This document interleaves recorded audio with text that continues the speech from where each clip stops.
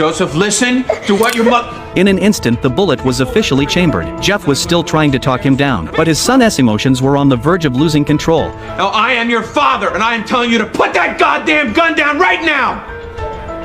1, 2...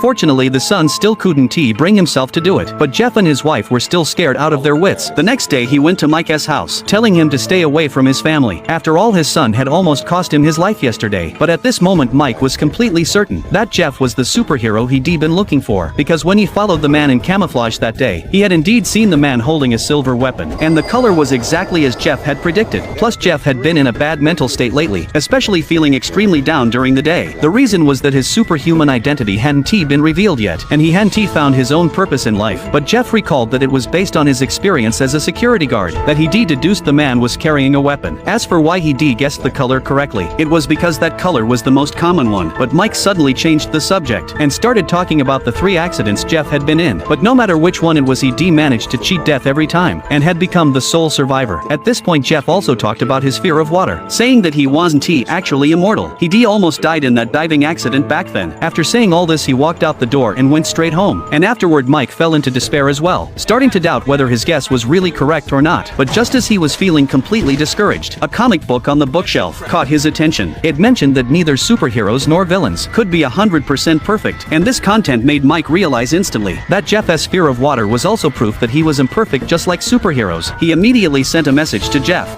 We are on the same curve, just on opposite ends. The point of all this is we now know something we didn't. You have a weakness. Water.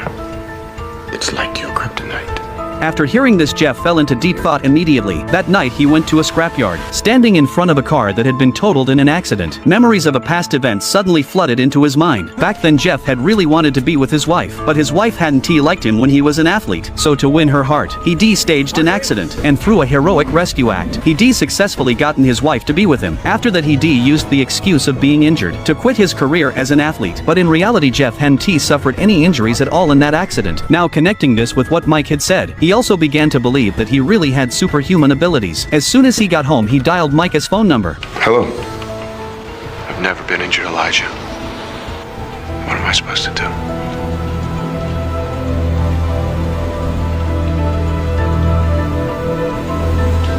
Go to where people are. Jeff started following Mike's instructions and stood in a densely populated area. Miraculously, whenever someone bumped into him, Jeff could see the wrongdoings that person had committed. Take this woman in the red leather jacket for example. Just a moment ago she'd stolen a necklace and was now hurrying to flee the scene. Still